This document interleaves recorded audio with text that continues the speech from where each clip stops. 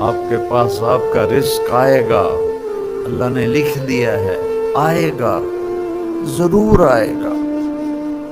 ایک وظیفہ بتاتا ہوں، یہ آج کل کے پیروں کے وظیفے نہیں، میرے نبی کوئی بڑے وظیفے نہیں بتاتے تھے، بڑے چھوٹے چھوٹے مختصر۔ ایک صحابی نے عرض کیا، رسول اللہ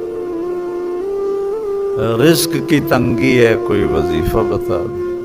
اب آج کل کو جو پاکستان کے حالات ہیں، سارے ہی لوگ تنگی کا شکار ہیں۔ تو میرے نبی نے فرمایا ان کے، یا رسول اللہ کوئی وظیفہ بتائیں۔ تو میرے نبی نے فرمایا، ادم علی الطہارہ یوسع لیک رزقک، باوضو رہا کر تیرا رزق بڑھ جائے گا۔ ایک لوٹا پانی، ستارہ کیمیکل دی لوڑ ہی کوئی